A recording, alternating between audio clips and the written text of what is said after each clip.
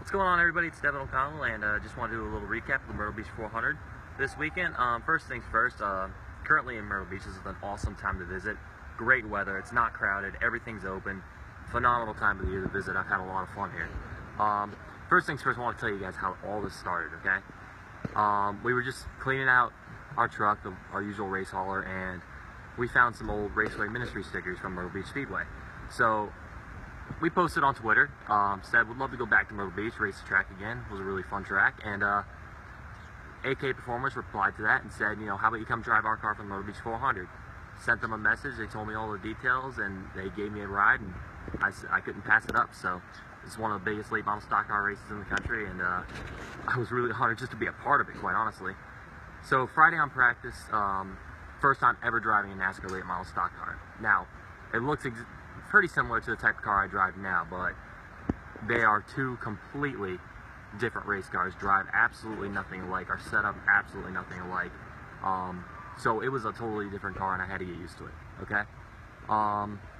So we did some mock qualifying runs. I did plenty of long runs just to really get as much seat time as I could, and felt pretty good after the day was over.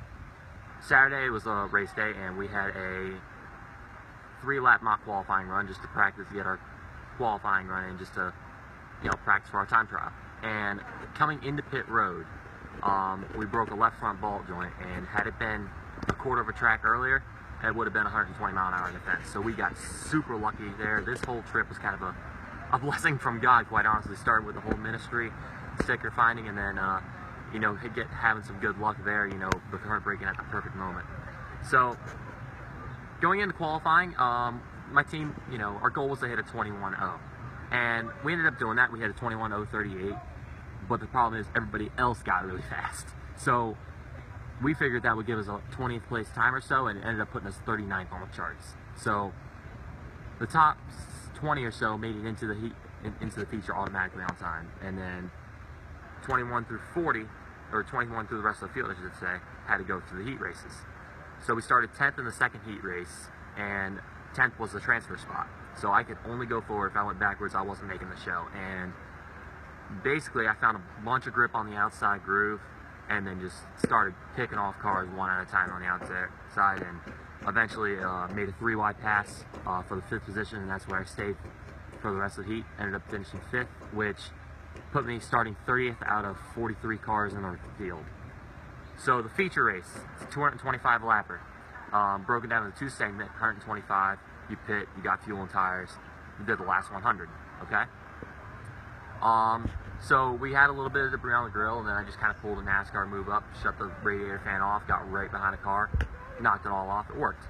And unfortunately, about 80 laps into the race, I looked at my voltage meter, and it started dropping.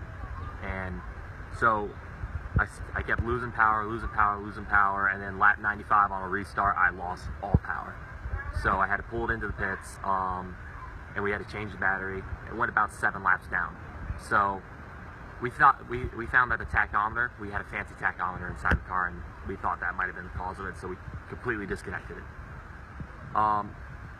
So for the second half of the race, we just basically hoped for cautions, stayed in the back, saved tires, and just kept getting lucky dogs. And by lap 157, we got back on the lead lap. So now we're on the lead lap, and now I'm still going to save tires for that last 30 laps or so.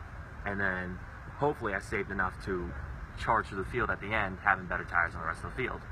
Well, even so, thinking I was saving tires, I still ended up burning the right front, and that's just, you know, learning the cars and seat time, stuff like that. So with about 18 to go, we took a gamble, came in the pits, we were running about 19th, and you know, just to loosen the car up, see if I can get it to rotate a little bit better. And even so, we still couldn't really go anywhere, and ended up finishing about anywhere from 20th to 23rd. So I got to thank Kendall Sellers and AK Performance for giving me such a cool opportunity to run such a prestigious race.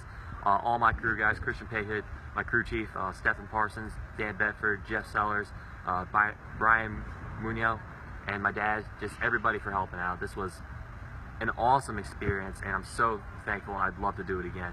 Thanks everybody, all my fans out there for supporting me all this time, and I'll let you guys know when my next race is.